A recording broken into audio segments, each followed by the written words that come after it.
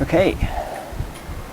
So, I'm gonna wait for the wind.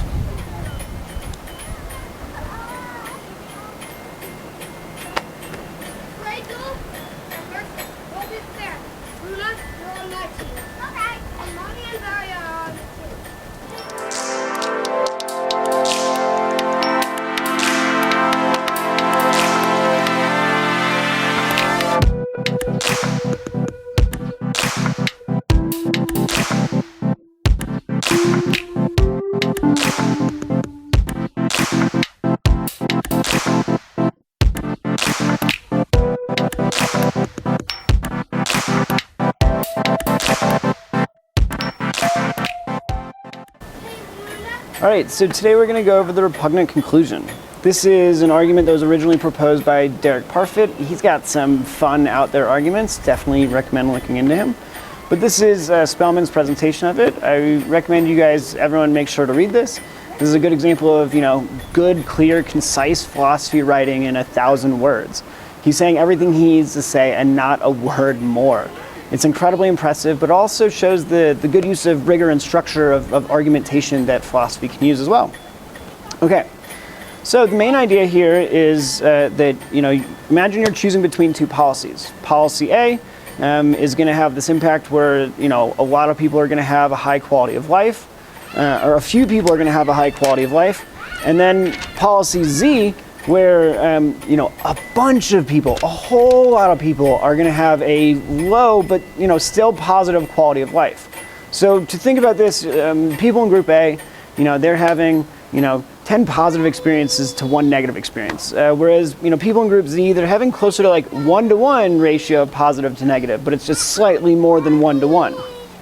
Maybe it's 2-to-1, or maybe it's 1.5-to-1. I'm not quite sure, but it's definitely closer to 1-to-1 ratio. Okay, so now which policy would you choose? Now, I think intuitively a lot of us would say, oh, yeah, no, the high quality policy A, that's the intuitive one that we should be choosing. Parfit, on the other hand, is going to make this argument that we should accept policy Z. This is going to be what's known as the repugnant conclusion. So maybe we shouldn't be accepting this, but let's figure out what it is first. Okay, so first we have column A, and now imagine column A is added to with another column next to it, and that's called A+. So, we have 10 people who have a very high quality of life, and now over here in A+, we have 10 people who have a high quality of life, and then, another 10 people who have a medium quality of life. Okay, so A+ is supposed to be better than A. That seems pretty intuitive. There's just more people, there's more happiness, even though not everyone's the same, it's better overall. So that's going to be premise 1. Now consider premise 2. We take A+, which is going to again be A plus that extra little more people. But then we have B divided. So this is going to be 2 columns of B. And what we're going to say here is that the average of A is happiness. So we take the average between the 2 columns. Remember, we had 10 people with a lot of happiness and 10 people with medium happiness. And so we're going to average that out. Now, that average is going to be less than divided B. So again, divided B is going to be 2 columns, and that they're going to be just above their average is going to be above divided A average, or divided, A plus average. Okay, so premise 2 is going to say divided B is greater or better or more preferable than A plus. Okay, so the third premise is that divided B is pretty much the same thing as B. So imagine we have our 2 columns of divided B and just don't divide them. They are just 1 column together. And the same amount of people, same amount of happiness, but just 1 column together.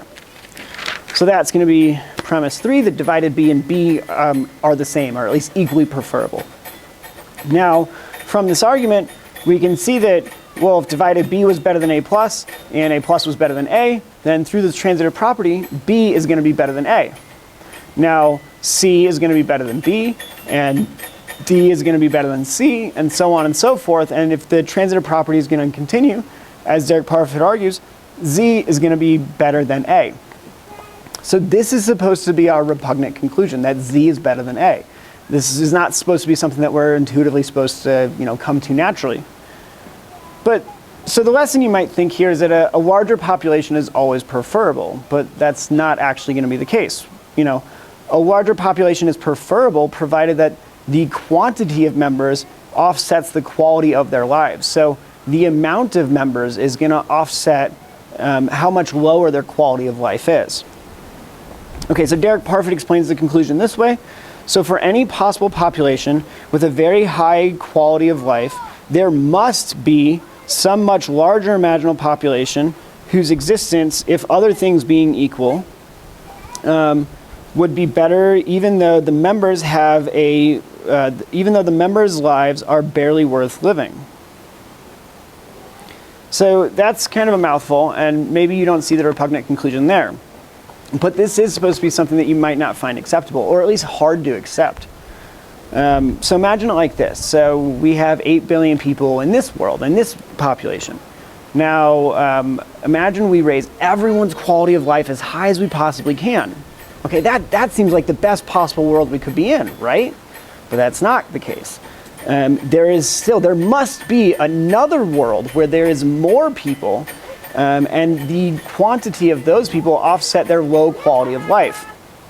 So, but other things have to be equal, so they have to have the same amount of resources, it has to be all shared, so the earth has to grow in the same proportion maybe, because obviously if we had 10 billion people, the world couldn't sustain us. So the world has to be able to sustain it, but there's way, way, way more people, but yet they have a much lower quality of life. Now, the repugnant conclusion is going to say that world is preferable to this world, where everyone's quality of life is maxed out. That seems kind of hard to accept. I mean, just the idea of a population even bigger than this, like every step we take, it seems more unimaginable. Like a population of 8 billion maxed out, that seems impossible. And then another world where the population's even bigger. Now, that's hard to imagine, but let's just say we can. And the world's able to sustain it. But those people have a very poor quality of life. And that world's still somehow better? Like, it doesn't really seem to square together. So that is the repugnant conclusion.